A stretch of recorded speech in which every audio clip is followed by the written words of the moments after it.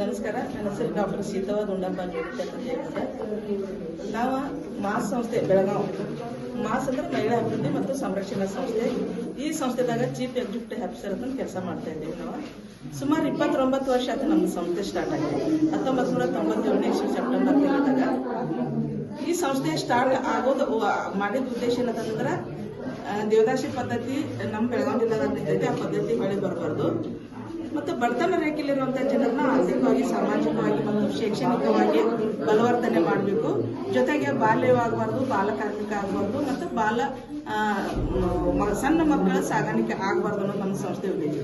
ಇದನ್ನೆಲ್ಲ ಉದ್ದೇಶ ಇಟ್ಕೊಂಡು ನಾವು ಬೆಳಗಾವಿ ಜಿಲ್ಲೆಯಲ್ಲಿ ನಾವು ಸುಮಾರು ಮಹಿಳೆಯರ ಜೊತೆ ಮತ್ತು ಮಕ್ಕಳ ಜೊತೆ ನಾವು ಕೆಲಸ ಮಾಡ್ತಾ ಇದ್ದೀವಿ. ಸುಮಾರು 5 ತಾಲೂಕದಾಗ ನಾವು ಸುಮಾರು ಒಂದು 19 ವರ್ಷದಿಂದ ನಾವು ಶಿಕ್ಷಣ ಬಗ್ಗೆ ಕೆಲಸ ಮಾಡತ್ತೇವೆ. ಶಿಕ್ಷಣ ಬಗ್ಗೆ ಆಗಿರ್ಬೋದು, ನಮ್ಮ ಮಹಿಳೆಯರ ಬಗ್ಗೆ ಕೆಲಸ ಮಾಡೋದಾಗಿರ್ಬೋದು. ನಾವು ಸಾಕಷ್ಟು ಬೇರೆ ಬೇರೆ ರೀತಿಯಿಂದ ನಾವು ಟ್ರೈನಿಂಗ್ ತಗೊಂಡೆವು. ಮಕ್ಕಳ ಹಕ್ಕುಗಳು ಉಲ್ಲಂಘನೆ ಆಗಬಾರ್ದು, ಮಹಿಳೆಯರ ಹಕ್ಕುಗಳು ಉಲ್ಲಂಘನೆ ಆಗಬಾರ್ದು. ಆಮೇಲೆ ನಮ್ದು ಸರ್ಕಾರದಿಂದ ಸಿಗುವಂತ ಸಹಾಯ ಸೌಲಭ್ಯ ಯಾವ ತರ ತಗೋಬೇಕು ಅಂತಂದ್ರೆ ನಮ್ಗೆ ಸಾಕಷ್ಟು ನಮ್ಗೆ ಟ್ರೈನಿಂಗ್ ಆದವು. ಜೊತೆಗೆ ನಮ್ಗೆ ಶಿಕ್ಷಣ ಬಗ್ಗೆ ಹೋಗ್ಬೇಕಂತಂದ್ರೆ ಅಲ್ಲಿ ನಾವು ಬಡತನ ರೇಖೆಯಲ್ಲಿರುವಂತ ಮಕ್ಕಳಿಗೆ ನಾವು ಶಿಕ್ಷಣ ಬಗ್ಗೆ ಕೆಲಸ ಮಾಡತ್ತೇವೆ ಅಂದ್ರೆ ಅಲ್ಲಿ ನಮ್ಮ ಮಕ್ಕಳನ್ನು ಕೂಡ ಉನ್ನತ ಶಿಕ್ಷಣಕ್ಕೆ ಹೋಗ್ಬೇಕಂತ ನಾವು ಕೆಲಸ ಮಾಡತ್ತಿದ್ದೇವೆ. ಅಲ್ಲಿ ಮೊರಾರ್ಜಿ, ರಾಣಿ ಚೆನ್ನಮ್ಮ, ನವೋದಯ, ಬೇರೆ ಬೇರೆ ನಮ್ದು ವಸತಿ ನಿಲಯಕ್ಕೆ ಮಕ್ಕಳ ಆಯ್ಕೆಯಾಗಿ ಅಲ್ಲಿ ಒಂದು ಉನ್ನತ ಶಿಕ್ಷಣ ಕಲಿಬೇಕು ಅಂತ ನಾವು ಕೆಲಸ ಮಾಡತ್ತಿದ್ದೆವು. ಅದಕ್ಕಾಗಿ ನಾವು ಶಿಕ್ಷಣ ಬಗ್ಗೆ ನಾವು ಕೆಲಸ ಮಾಡುವಾಗ ನಾವು ಮಕ್ಕಳಿಗೆ ನಾವು ಕೆಲಸ ಮಾಡತ್ತಿದ್ದೇವೆ ಅಂತಂದ್ರೆ ಈಗ ಆಲ್ಮೋಸ್ಟ್ ನಾವು ಬೇರೆ ಬೇರೆ ಎಲ್ಲ ನಾವು ಟ್ರೈನಿಂಗ್ ತಗೊಂಡಿದ್ದೆವು. ನಿಮ್ಯಾನ್ಸ್ಗಳಾಗಿರ್ಬೋದು, ಮಕ್ಕಳ ಹಕ್ಕುಗಳಾಗಿರ್ಬೋದು, ಇದೆಲ್ಲ ತಗೊಂಡ ನಂತರ ನಾವು ಹಣಕಾಸಿನ ಬಗ್ಗೆ ನಮಗ್ ಗೊತ್ತಿಲ್ಲ. ಹಣಕಾಸಿನ ಬಗ್ಗೆ ಗೊತ್ತಿಲ್ಲ ಅಂತಂದ್ರೆ ನಮಗಾಗಿರ್ಬೋದು, ನಮ್ಮ ಮಕ್ಕಳಿಗೆ ಆಗಿರ್ಬೋದು.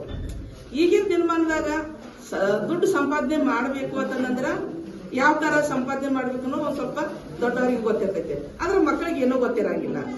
ನಾವು ಮಕ್ಕಳಿಗೂ ಕೂಡ ನಾವ್ ಏನ್ ಮಾಡ್ತೇವೆ, ರೊಕ್ಕ ಕೇಳ್ರ ನಂಗೆ ಚಾಕ್ಲೇಟ್ ಬೇಕು, ನಂಗೆ ಬಿಸ್ಕಿಟ್ ಬೇಕು, ನಂಗೆ ಕುರ್ಕುರಿ ಬೇಕು ಅಂತ ನನ್ ಕೊಡ್ಲಿ ತಕ್ಷಣ ನಾವ್ ಏನ್ ಮಾಡ್ತೇವೆ, 10 ರೂಪಾಯೋ 50 ರೂಪಾಯಿ ನಾವು ತಂದು ಕೊಡ್ತೇವೆ ನಾವು. ಆದ್ರೆ ಮಕ್ಕಳಿಗೆ ನಾವು 1 ರೂಪಾಯಿ ಕೊಡಂಗಿಲ್ಲ. ಅದು 1 ರೂಪಾಯಿದ ಕಾಲ ಹೋಗಿದೆ. ಅದಕ್ಕಾಗಿ ಆ 1 ರೂಪಾಯಿ, 10 ರೂಪಾಯಿ, 5 ರೂಪಾಯಿ, 50 ರೂಪಾಯಿ ಸಂಪಾದನೆ ಮಾಡ್ಬೇಕಂದ್ರೆ ಸಾಕಷ್ಟು ಕಷ್ಟ ಆಗಿರ್ತೈತೆ.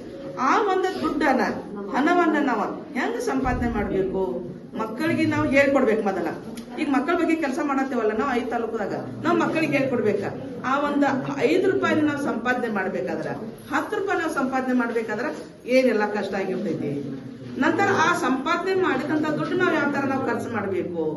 ಖರ್ಚು ಮಾಡಿದ ನಂತರ ಆ ದುಡ್ಡು ನಾವು ಖರ್ಚು ಮಾಡೋವಾಗ ಈಗ ಒಂದು ಅಂಗಡಿಗೆ ಹೋದಂದ್ರೆ ಏನೇ ತಗೋಬೇಕಂತಂದ್ರ ಆ ದುಡ್ಡ ನಾವು ಕೊಟ್ಟಿರ್ತೇವ. ಅವ್ರು ಕರೆಕ್ಟ್ ಆಗಿ ನಮಗ ನಮ್ ದಿನಸಿ ಸಾಮಗ್ರಿ ಕೊಟ್ಟಿದಾರೆ ಅಂತ ನೋಡ್ಬೇಕು. ನಂತರ ಅದರದ ಬೆಲೆ ಎಷ್ಟೈತೆ ಅಂತ ನೋಡ್ಬೇಕು. ಅವ್ರ ದುಡ್ಡು ವಾಪಸ್ ಕೊಡುವಾಗ ಆ ದುಡ್ಡು ನೋಟ್ ಆಗಿರ್ಬೋದು, ಇನ್ನೋ ಒಂದು ಕಾಯಿನ್ ಆಗಿರ್ಬೋದು, ಅದು ಕರೆಕ್ಟ್ ಐತೆ ಇಲ್ಲೋ ಅಂತ ನೋಡ್ಬೇಕು.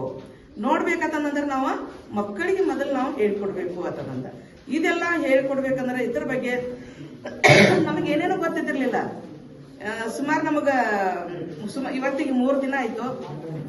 ನವ ಸಹಯೋಗ ಫೌಂಡೇಶನ್ ಬೆಂಗಳೂರು ಇವರು ನಮಗ ಈ ಒಂದು ದುಡ್ಡಿನ ಹಣಕಾಸಿನ ವ್ಯವಹಾರದ ಬಗ್ಗೆ ಅದರದ ಏನು ವ್ಯಾಲ್ಯೂ ಐತಿ, ಅದನ್ನ ನಾವು ಹೆಂಗ್ ಸಂಪಾದನೆ ಮಾಡಬೇಕು, ಹೆಂಗ್ ಖರ್ಚು ಮಾಡಬೇಕು ಅಂತಂದ ಸಾಕಷ್ಟು ನಮಗ ಒಂದು ಟ್ರೈನಿಂಗ್ ಮಾಡಿದಾರು. ನಮಗಾಗಿರ್ಬೋದು, ನಮ್ಮ ಪ್ರೇರಕರಿಗಿರ್ಬೋದು, ನಮ್ಮ ಸಿಬ್ಬಂದಿಗಳಿಗೆ ಆಗಿರ್ಬೋದು ಟ್ರೈನಿಂಗ್ ಮಾಡಿದಾರು.